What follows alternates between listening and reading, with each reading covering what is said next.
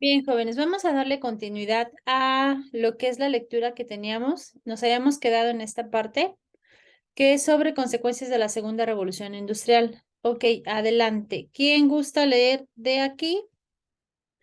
Acá. Perdón, esta está industrial. ¿Quién dice yo? Yo, profesor, Adelante. yo. El proceso científico y tecnológico que tuvo lugar durante la Segunda Revolución Industrial cambió de manera radical tuvo lugar durante la vida cotidiana. Los avances de la industrialización y los medios de transporte permitieron una ampliación inédita de la actividad comercial. Por primera vez en la historia, las mercancías podían trasladarse a grandes cantidades de un lado a otro del mundo con relativa rapidez. Contrario a los planteamientos de los economistas clásicos, el incremento del comercio y las riquezas no se tradujo en el bienestar de la mayoría de la población. La concentración del ingreso en unas cuantas manos solo acentuó los niveles de desigualdad en los países desarrollados. El desempleo, la pobreza y las condiciones de explotación de prevalecían en la fábrica de propiciaron el resurgimiento de las ideas del socialismo utópico y el consolidación de una vertiente ideológica que cuestionaba los efectos perniciosos del capitalismo y la sociedad industrial. Ok, muy bien. Después tenemos que dice el incremento de las relaciones comerciales y financieras a la escala global que tuvo lugar a finales del siglo XIX propició la conformación de empresas multinacionales. ¿Qué es esto? O sea, involucrada a expandirse, ¿sale? Las cuales recibieron apoyo político y económico de los estados en los que residía su matriz. Se considera que este fue el inicio del proceso de mundialización de las relaciones económicas y financieras que persiste hasta nuestro día. Entonces, es una de las características también bastante importantes como consecuencia de la segunda revolución industrial. Ok, ahora, ¿quién nos apoya con este? Yo. Adelante, Bautista. Muy bien. El aumento de la producción de bienes de consumo y de capital derivado de las mejores en los sistemas de producción y gestión empresarial hizo necesaria la búsqueda de nuevos mercados. En este contexto, las grandes potencias industriales asumieron una agresiva política expansionista para afianzar el control económico y político de territorios ubicados fuera de sus fronteras. La competencia entre las naciones industrializadas dio lugar a una compleja red de alianzas que involucraba a los grandes imperios coloniales de la época Gran Bretaña, Rusia y Alemania. Las tensiones acumuladas durante el periodo de expansión imperialista configuran al escenario geopolítico convulso que hizo crisis durante las primeras décadas del siglo XX y de cual emana en buena medida y el orden económico mundial. Así es, fue una de las principales características también. Ok, que es esta cuestión de la competencia. Ahora, si nos damos cuenta, si ya pudieron revisar, dentro de lo que es el anexo uno vienen dos vertientes bastante fuertes. O sea, la primera que fue la que leímos la clase pasada y que acabamos de concluir, y la segunda es esta, que es otra de las modificaciones que llegaron a existir. Nos dice las grandes potencias imperialistas del último cuarto de siglo XIX y sus colonias en África, Asia y Oceanía. Y aquí nos da la definición, perdón, del imperialismo del siglo XIX.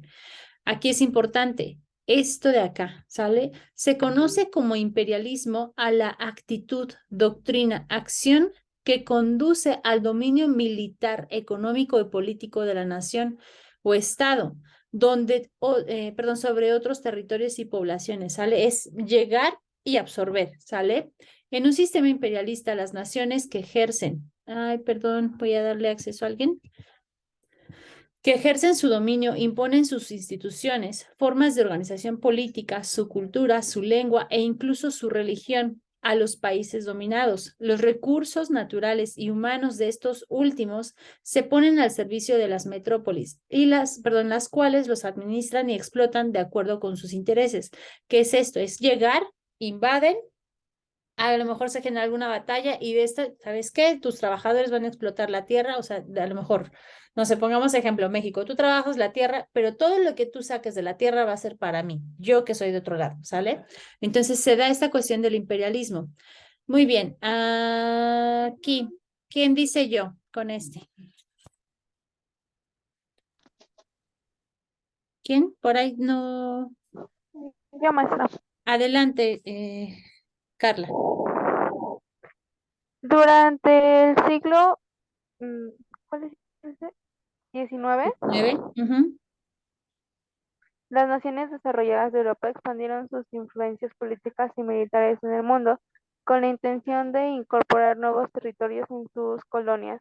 Detrás de este objetivo estaba la necesidad de encontrar nuevas fuentes de abastecimiento de materias primas que le permitieron mantener el ritmo en la industrialización, así como abrir nuevos mercados para colocar los productos que Manufacturado. manufacturaron localmente. Para finales del siglo XIX, más de unas cuantas partes del planeta estaban bajo el dominio de un puñado de países europeos, principalmente Gran Bretaña, Francia, Italia, los Países Bajos y Alemania, Japón y Estados Unidos. Ok, muy bien. Si nos damos cuenta, entonces prácticamente toda la parte europea era quien estaba haciendo este dominio, ¿sale? Entonces está bastante, bastante interesante. ¿Por qué? Porque son los que tenían ventaja dentro de lo que es la revolución industrial. Ok, colonias de las potencias imperialistas alrededor del mundo en el siglo XIX. Ok, tenemos aquí que la primera nos dice, África, sale. ¿Quién nos apoya con África? Yo, maestra. Adelante.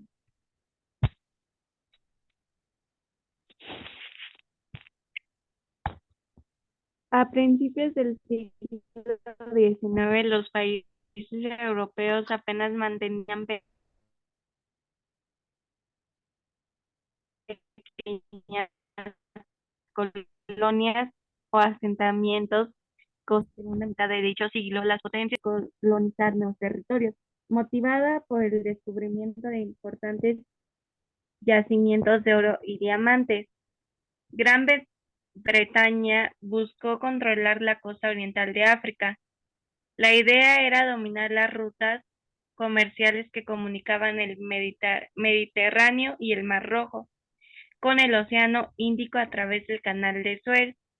Los ingleses desplazaron los Boers de Sudáfrica y ocuparon los territorios de Rodesia, Uganda, Sudán y Egipto en el oriente, así como Nigeria, Gambia, Sierra Leona y la Costa de Oro en el poniente, entre otros. Ok, si se dan cuenta, aquí hay algo bastante interesante. Dentro de África, su característica perdón, de lo que es la tierra, nos dice que entonces hubo una obtención por parte del quien fue, obviamente, a hacer esta parte del imperio, obtuvo oro y diamantes, ¿sale? Ok, ahora, ¿quién nos apoya con este siguiente párrafo? Yo, Yo, maestra, puedo. A ver, ¿quién fue? Porque aquí no se me activó, no sé por qué. Yo, maestra. Ok, a ver, adelante. Y luego tenemos a Los Bautista. franceses, Ajá. los franceses, por su parte, buscaban expandirse por el norte de África. Comenzaron en Argelia y anexando posteriormente los territorios de Marruecos y Túnez, para luego avanzar hacia el interior del continente, sobre las regiones conocidas como África Occidental francesa y África Ecuatorial francesa, hasta llegar al Sudán, donde entraron en conflictos con los británicos. Los belgas explotaron y ocuparon el Congo, mientras los alemanes llegaron a la vista por porciones de África Central. Ok, muy bien. Ahora tenemos este otro apartado. Todo esto sigue siendo África, acuérdense. ¿Quién nos apoya? Era Bautista, ¿cierto? sí, maestra. Adelante, por favor. La guerra por ocupar África propició una serie de enfrentamientos entre las metrópolis europeas al punto de que fue necesario convocar en 1853 a una conferencia internacional en Berlín para organizar el reparto de continente. No obstante, las disputas territoriales no cesaron. En los años subsiguientes, Alemania tomó posesión de Togo, Camerún, África suroccidental, suroccidental y oriental, mientras que Portugal ocupó el territorio de Angola, Mozambique y Guinea-Bissau, así como las islas del Cabo Verde y Santo Tomé y Príncipe. Los italianos, por su parte, se establecieron en los territorios de lo que se conoce hoy como Libia y Somalia. Finalmente, los españoles ocuparon los territorios de lo que hoy se denomina la Guinea Ecuatorial y la Sahara Occidental, además de algunas porciones de Marruecos. Ok, muy bien, ahí sí nos damos cuenta, es prácticamente la invasión completa, ¿no? De lo que es el continente. Muy bien. Para tener una idea de la intensidad con que se dio el proceso de reparto de África, basta con señalar que hasta 1875 los países de Europa tenían bajo su control apenas el 10% del territorio africano. No obstante, para 1914, todo el continente, con excepción de los estados independientes de Liberia y Etiopía, eran colonias, o sea, ni siquiera eran considerados tal cual como algo independiente, ¿sale? Ok, ¿quién nos apoya con este chiquito de acá? Yo, maestra. Adelante. La colonización de África tuvo como principal repercusión el desmantelamiento de las relaciones y redes de intercambio internas, así como la destrucción de numerosas economías que hasta antes del periodo colonial eran autosuficientes. En buena medida, el atraso de los países africanos experimentan la actualidad tienen un origen en la explotación que sufrieron en lo largo de este periodo. Ok, muy bien. Aquí si nos damos cuenta, características fueron dentro de África la explotación de qué, tanto de lo que fue la minería dentro del oro y el diamante, ¿sale? Como también parte de lo que es la zona territorial. Bien, después tenemos en relación hacia Asia y Oceanía.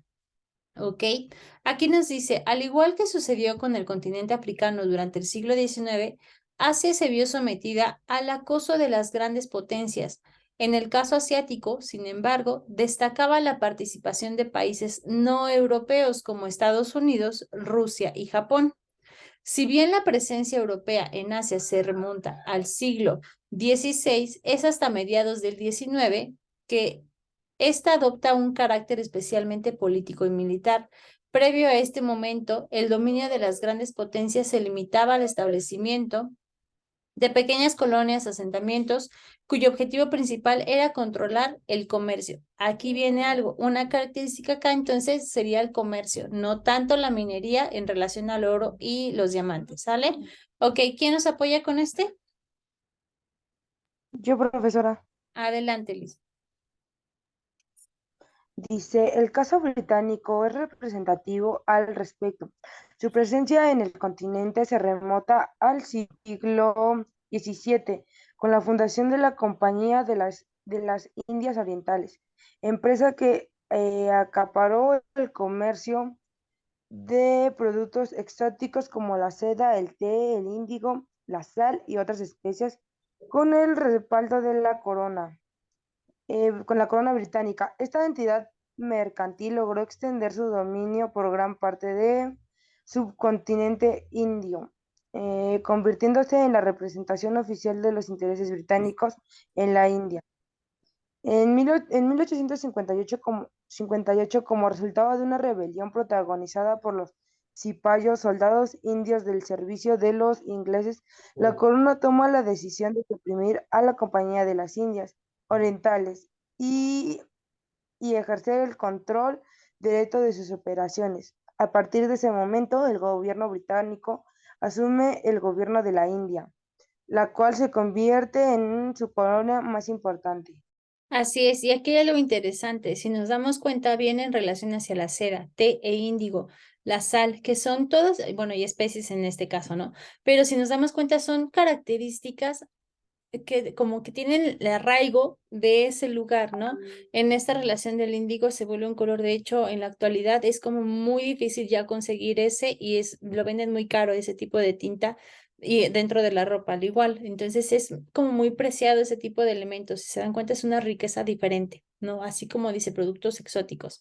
La presencia británica en la India permitió a los ingleses controlar las rutas comerciales del sureste asiático, reforzar su dominio sobre la costa arábica y el canal de Suez y ejercer su influencia sobre China y el resto de Asia. Entonces fue, o sea, como que nos damos cuenta, visualizamos así como fue esto en dimensión, fue abarcando más y más espacios. Ok, aquí, ¿quién nos apoya con este? ¿Quién dice yo, jóvenes? Yo, Adelante, Bautista, por favor. con el objetivo de frenar la expansión de Rusia que venía avanzando desde Asia Central, los británicos se extendieron sobre los territorios de Cachemira, Beluchistán, Birmania. El dominio de los ingleses se extendió hasta el sur, hasta el sudeste asiático, donde ocuparon los territorios de Ceilán, Singapur, Malasia y el norte de Borneo. Estos territorios se sumaron a las posesiones británicas en Oceanía, principalmente Australia, Nueva Zelanda y algunas islas de Maneselia y Macrocelia. Los franceses, por su parte, se establecieron en la península Indochina en 1859, tomaron el control de la Cochincha.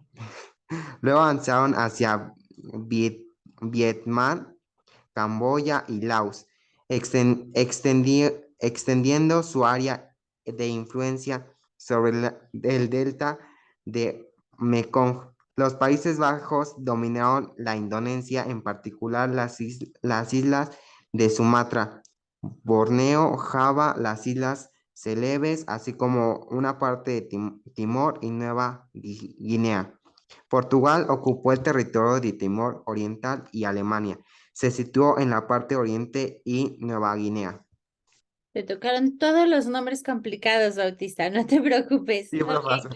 Sí, ya sé, y va la segunda vez que te tocan. Ok, nos dice entonces que España tuvo un bajo dominio en las Filipinas, pero tuvo que cederles a Estados Unidos tras perder la guerra hispano-estadounidense en 1898. ¿Qué es esto? O sea, ya te cedo lo que es el territorio que yo ya había expropiado en algún momento, pero pues te debo, te pago con eso, ¿sale? En el Oriente Medio, los ingleses y los alemanes ejercieron su dominio sobre Irak, mientras que los franceses lo hicieron sobre el Líbano. Entonces, si nos damos cuenta, jóvenes, o sea, había una gran batalla en ese entonces de lo que es una revolución industrial, pero por pelea hacia lo que es territorio, que nos permite justamente crecer un poco más en esta cuestión de competencia, ¿sale? Económica. Finalmente, habría que mencionar el caso de Japón, país que durante la segunda mitad del siglo XIX emprendió una agresiva política expansionista, ¿sale? O sea, volvemos a esto, es agarrar más del territorio en sí, que lo llevó a confrontarse militarmente con China y con Rusia. Destaca en el caso asiático, además de la creación de colonias, en un sentido clásico, el establecimiento de distintas formas de gobierno como los dominios, los protectorados, las zonas de influencia y otros territorios que, si bien eran administrados por autoridades locales, actuaban en defensa de los intereses de las grandes potencias. Entonces, volvemos a esto, o sea, cada vez era más y más. Nos vamos a quedar aquí, va a quedar pendiente el de América y el Caribe, o sea, ese es lo que nos tocaría una parte más acá y lo que son las consecuencias.